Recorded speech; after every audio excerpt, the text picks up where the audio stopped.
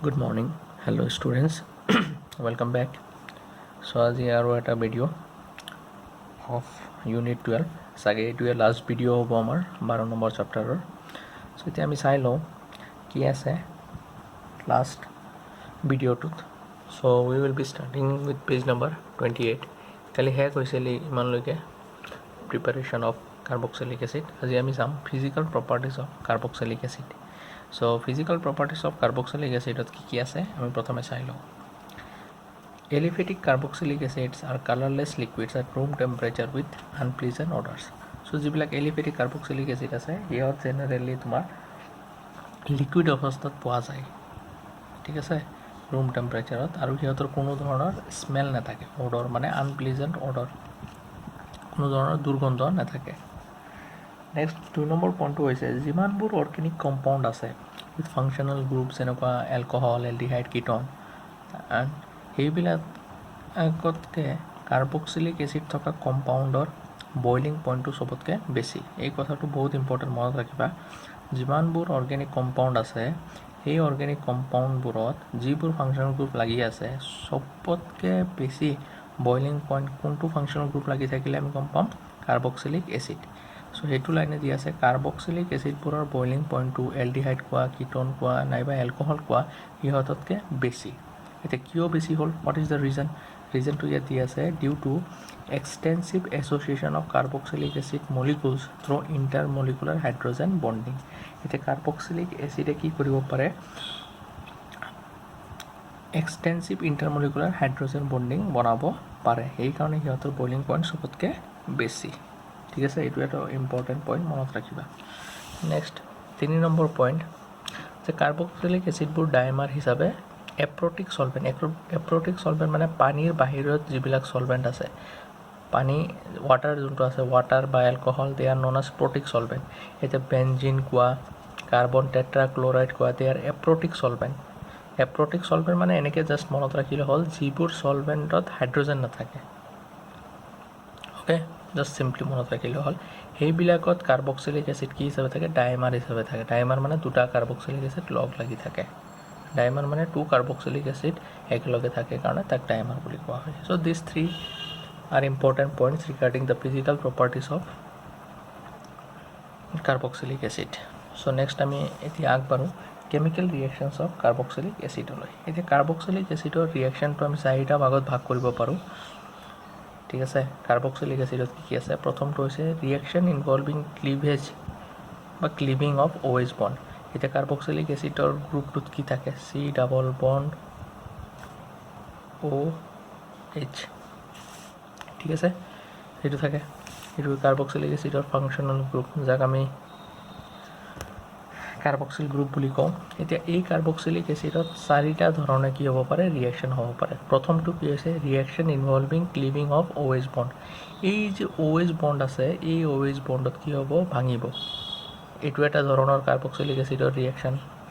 2 নম্বৰত কি আছে, reaction involving cleaving of COH bond. 2 নম্বৰত ক'ত ভাঙিব, ইয়াতে ভাঙিব। প্ৰথমটো ক'ত ভাঙিছে, O আৰু Hত ভাঙিছে।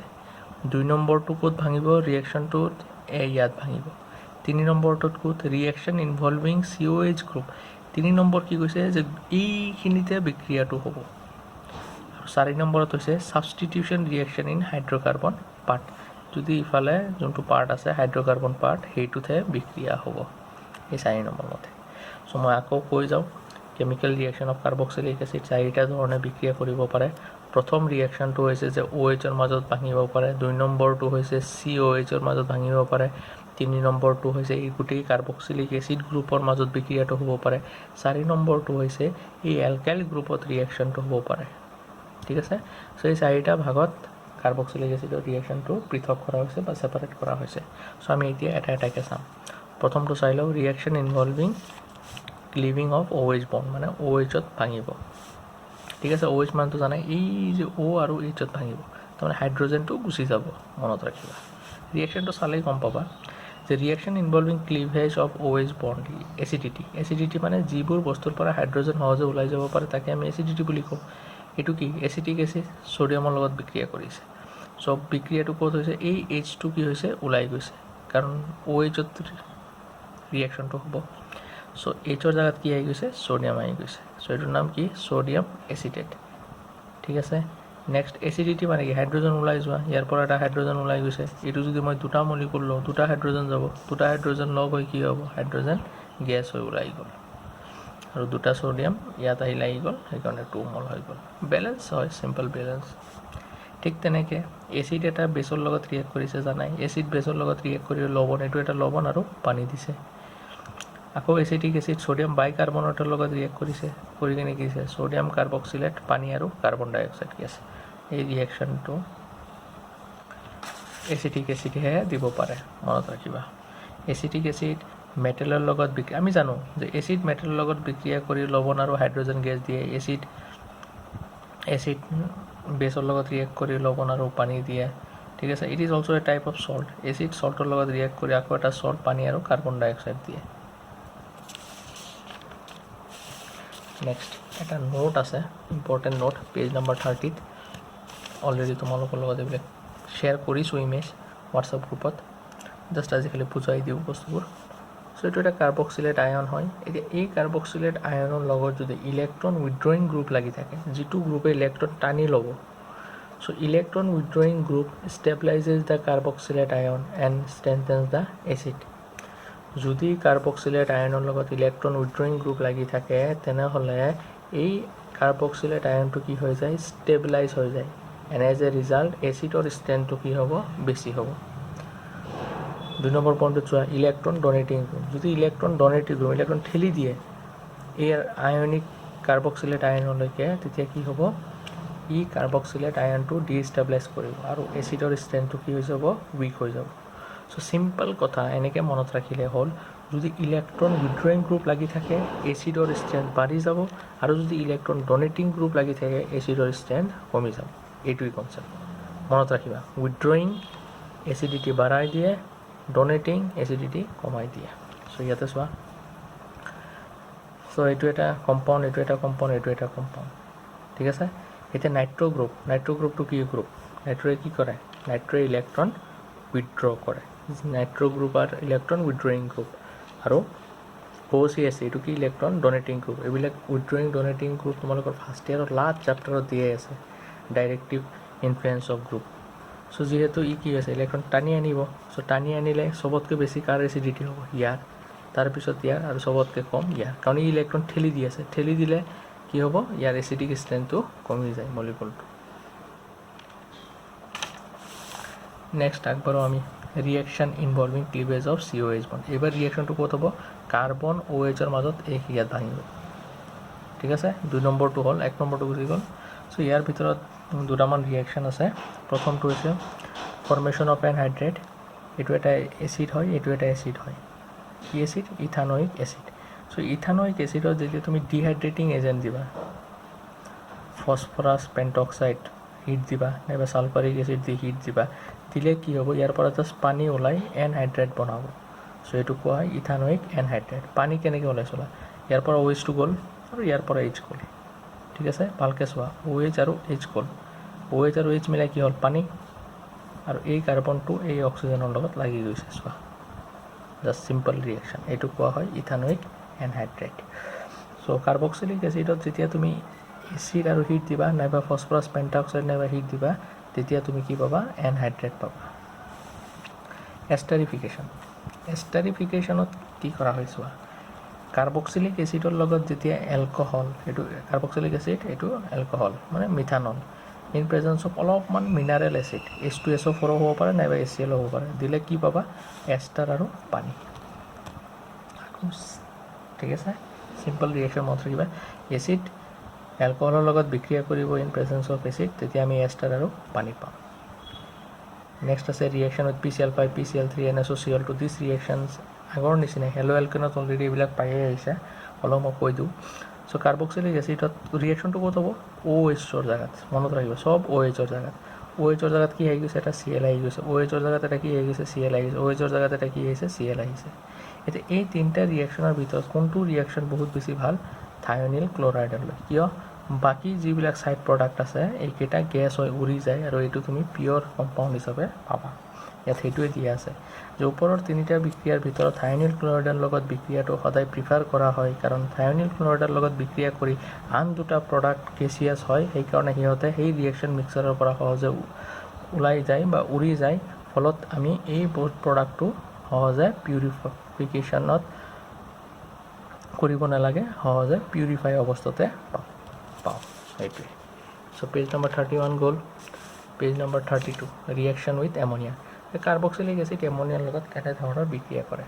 কাৰ্বক্সিলিক এচিড প্ৰথমে এমনিয়াৰ লগত বিক্ৰিয়া কৰি ডাইৰেক্ট লাগি ধৰে, এটা এডাক বনাই তাৰপিছত হিট কৰিলে তাৰ পৰা পানী ওলাই আহে। চিম্পল ৰিয়েকশ্যন চোৱা, এইটো কাৰ্বক্সিলিক এচিড এমনিয়াৰ লগত ৰিয়েক্ট কৰিছে, এই হাইড্ৰজেনটো লৈ ল'লে, চ' NH4 হৈ গ'ল, ঠিক আছে।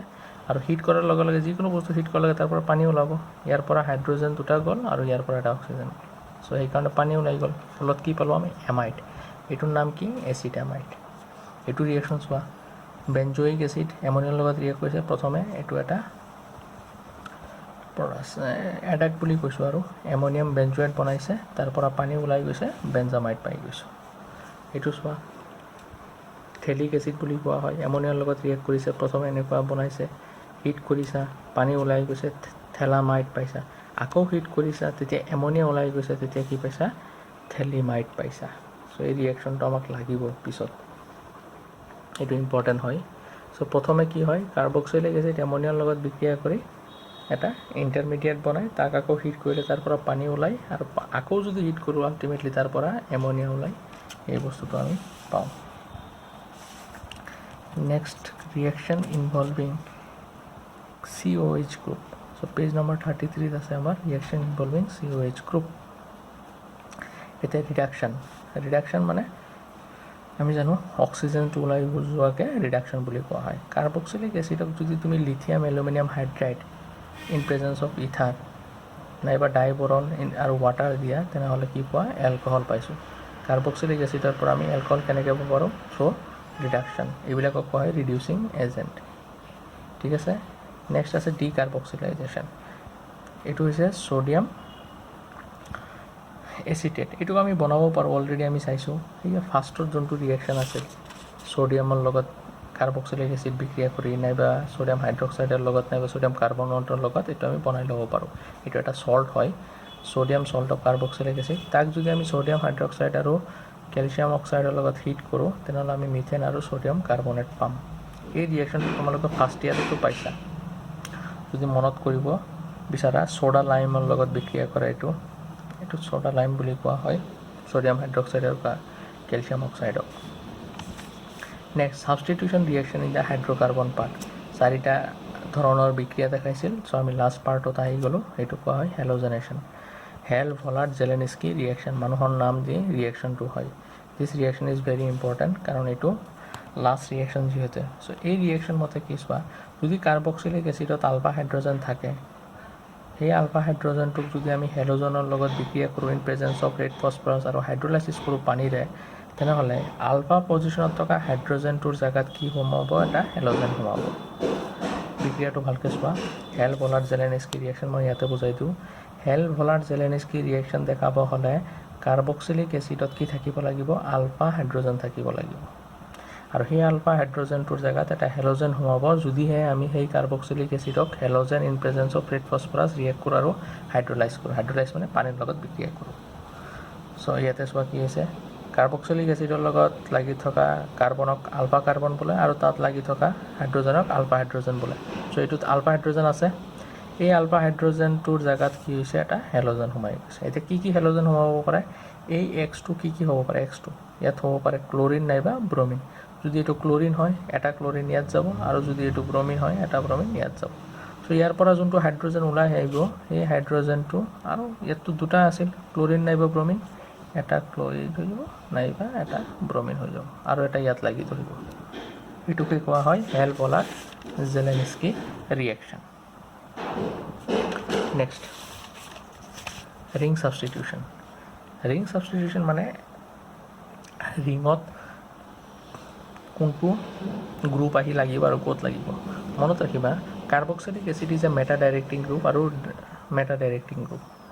এৰোমেটিক কাৰ্বক্সিলিক এচিডত যদি কনচেনট্ৰেটেড নাইট্ৰিক এচিড বা কনচেনট্ৰেটেড সালফাৰিক এচিড দি বিক্ৰিয়া কৰোঁ তেনেহ'লে গ্ৰুপ 2 নাইট্ৰ' গ্ৰুপটো ক'ত আহি লাগিব মেটা পজিশ্যনত লাগিব আৰু প্ৰডাক্ট কি পাম আমি এটাই পাম ঠিক আছে কিটোন এলডিহাইডৰ ক্ষেত্ৰতো আমি দেখিছিলোঁ এইটো মেটা ডাইৰেক্টিং গ্ৰুপ হয় চ' কাৰ্বক্সিল গ্ৰুপো কি হয় মেটা ডাইৰেক্টিং গ্ৰুপ হয় ইণ্টাৰেষ্টিং কথা এইটোৱে যে কাৰ্বক্সিলিক এচিডবোৰ ফ্ৰিডেল কাপ ৰিয়েকশ্যন নেদেখায় এইটো এটা ইম্পৰ্টেণ্ট প্ৰশ্ন হয় why aromatic carboxylic acid do not undergo' Friedel কাপ ৰিয়েকশ্যন মনত ৰাখিবা যে কাৰ্বক্সিলিক এচিডবোৰে ফ্ৰিডেল কাপ ৰিয়েকশ্যন নেদেখায় কাৰণ কাৰ্বক্সিলিক এচিডত থকা কাৰ্বক্সিলিক গ্ৰুপে এলুমিনিয়াম ক্লৰাইডৰ লগত বণ্ড হৈ যায় ঠিক আছে কাৰণ আমি ফ্ৰিডেল কাপ ৰিয়েকশ্যনত কি দিব লাগে লুইছ এচিড দিব লাগে এয়া এলুমিনিয়াম ক্লৰাইড দিব লাগে চ' এনেকৈ মনত ৰাখিলে হ'ল যে এৰোমেটিক কাৰ্বক্সিলিক এচিডে ফ্ৰিডেল কাপ ৰিয়েকশ্যন নেদেখায় কাৰণ এৰোমেটিক কাৰ্বক্সিলিক এচিডত থকা কাৰ্বক্সিল গ্ৰুপটোৱে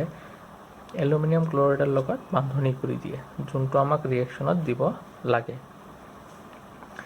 ইউজেছ অফ কাৰ্বক্সিলিক এচিড দিয়া আছে মিথানয়িক এচিডটো ৰাবাৰত ব্যৱহাৰ কৰা হয় hexanedioic acid is used as nylon 6 এইটো আমি পিছত পাম পলিমাৰ চেপ্টাৰত আৰু sodium benzoate is used as food preservative এইটো আমি পিছত পাম ঠিক আছে চ' কেতিয়াবা খাদ্যবোৰ যে বেয়া হৈ যায় এই আচাৰ যে বনোৱা নাইবা আচাৰৰ ক্ষেত্ৰতে এইবিলাক বস্তু দিয়া হয় যাতে পিকলছ আচাৰ মানেতো জানাই পিকলছ চ' যাতে সেইটো বহুত দিনলৈকে থাকিব পাৰে যাতে তাত বেক্টেৰিয়া এটেক কৰিব নোৱাৰে চ' সেই হিচাপত কাৰ্বক্সিলিক এচিডটো ব্যৱহাৰ কৰা হয় চ' ইফালে মই এটা মেকানিজম দিছোঁ এই মেকানিজমটো মই ক্লাছত বুজাব লাগিব ইয়াত বুজালে তোমালোকে বুজি নাপাবা ঠিক আছে জাষ্ট তোমালোকে এতিয়া লিখি ৰাখা so' I will be explaining it in class once the college reopens ঠিক আছে চ' এইখিনি আছিল আমাৰ ইউনিট 12ৰ লাষ্ট লেকচাৰ চ' ইয়াতে শেষ হৈ গ'ল চ' মই নেক্সট ক্লাছত নেক্সট চেপ্টাৰ এটা ষ্টাৰ্ট কৰিম চ' আজিলৈকে ইয়াতে থাকক মই এটা এছাইনমেণ্ট দিম তোমালোকে এছাইনমেণ্টকেইটা কৰি ল'বা ঠিক আছে থেংক ইউ